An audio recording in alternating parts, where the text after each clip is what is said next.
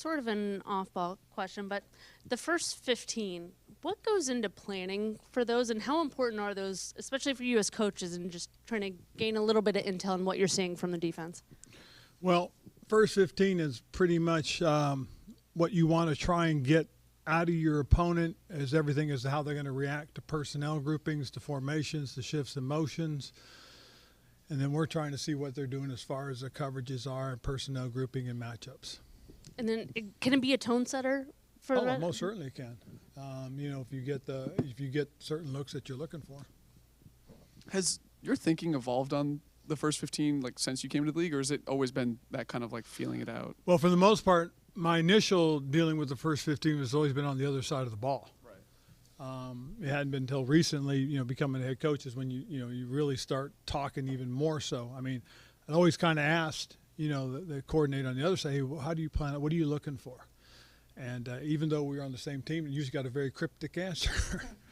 It wasn't until I became a head coach and people started talking to me a little more freely about them, and really just trying to give me the the insight as to what we're trying to get out of it, what we're looking for. And it's interesting because it's given me cause to sit there and look at the opponent a little differently too as well. And when you were on the field like that as a player, did you try to I don't know if you were trying to show anything false, or how do you counteract that, because you know what they're trying to do? Right. Well, what was interesting was, as a player, it really didn't something that came in vogue until you really started talking about the West Coast offense, until you started talking about what Bill Walsh was doing and what his disciples have done and how they've taken off with it, and then other people use it as well now. But just knowing that they're trying to gather intel on the defense, as the defensive players, you try to disguise and not show too much too soon. But it's a little bit of a chess match, and sometimes you don't want to be playing checkers. The offense in Philly was really efficient. How much of that was maybe game plan specific, and how much of that was Sam being more decisive, playing faster? I think it was a very big, compliment to what they were doing. It was a little bit of both. I think some of the game planning stuff was outstanding, and we really did take advantage of some things that EB was looking for. But then part of it too was the way it was operated. The execution was really good, I thought, at times, and so I think that really spoke well to the guys practicing, preparing all week. Coming off of the Buffalo game, I thought the guys came in and had a really good Wednesday. Talk a lot about Sam's adjustments, but do you see for EB as well getting, I don't know if it's adjustments per se, but getting more used to his personnel as the season goes on, or responding from Buffalo to Philly? I think a lot of what's happening is everybody's kind of still learning. We're still in that phase. I mean, you can say all you want about having OTAs, mini camp, training camp, preseason games, but now with the actual games itself, now you know exactly what you got, what you're doing out there, and you feel as if everything's coming together. And it's really kind of cool to watch because, especially last week, I thought there was, in EB's play calling, you could see it. He's just rattling it off, going from one play to the next, understanding exactly what he wants and how he wants to attack. I mean, it's been really cool to watch. And then, different topic, but last year at this time when you guys played the Bears, it was kind of a hectic time for this organization, Snyder and everything.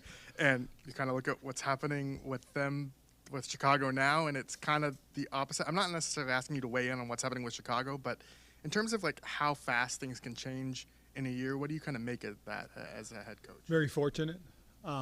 Things have changed, and it's been different. It's been refreshing. As we talked about this a few weeks back, I don't know if you guys remember, but when you come in and your biggest concern obviously was the long snapper at that. I remember that question, and when that's your biggest concern is a player or a position, or something on the field, that's really cool. And it's one of those things that we're very fortunate to be where we are. I mean, what Mr. Harris and his group have brought has been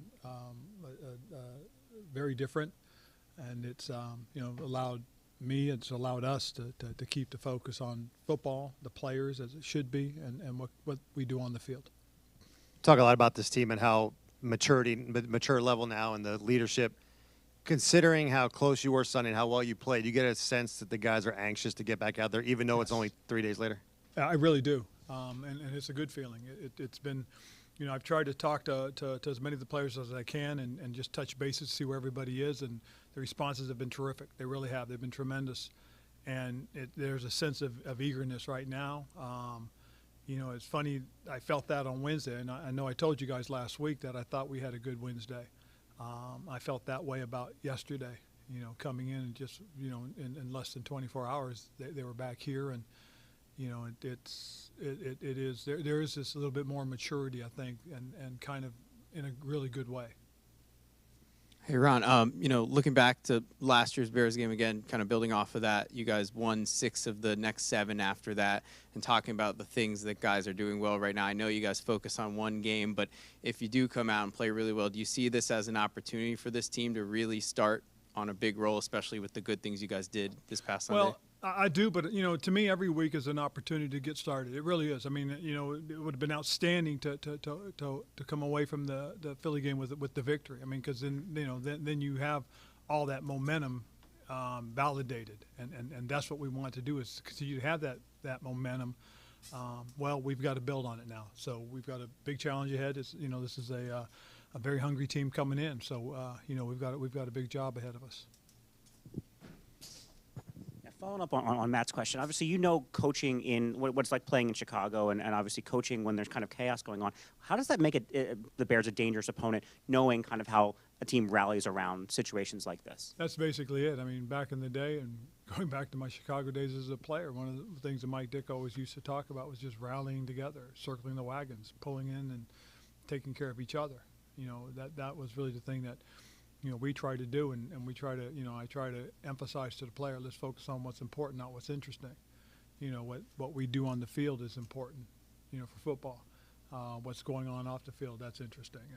And so it's always been trying to keep that focus on the team, on the players, on what we do on the field, and just try to keep going to Sunday as much as we could. Ron, the other day we were asking about Emmanuel and the tough day and so on, that you said, hey, look, he's got to play. He's got to, you know, young guys, you have to play them and get them out there to learn. To your other young defensive back, Quan Martin, he has not been able to get on the field. And I know there's been some injuries, of course, as well. How is that process going when you have a guy who hasn't been able to get on the field, even though you drafted him in a position to, you know, have some, to hopefully help and have high expectations? Well, he does. We do have high expectations for him, and it's just a matter of time. But you also got to consider the position he plays. I mean, you've got Defoe, and you've got Cam Curl, and you've got Percy Butler, who we drafted last year as well. So it's a good group of young guys, and when you got that many guys, the opportunities, you know, they're not going to come. But you know, we're trying to make sure he's ready, that when that opportunity is there, that he gets the opportunity to go out and play and perform by being ready to go. And I know we asked you the other day about the guys who are on IR and possibly where they're at.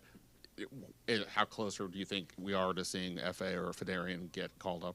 Well, I think it's just a matter of time and opportunity right now, and we'll wait and see how things go. You know, each game brings something different, and we'll just see what happens after Thursday night. What difference did you see in Justin Fields last week compared to the first couple games? I thought he played faster. I thought he played faster with his eyes in terms of his reads. When you watch him, you know, you try to watch the quarterback's head on tape and see as he turns it, and you know, where's he going to in terms of his reads and his progression.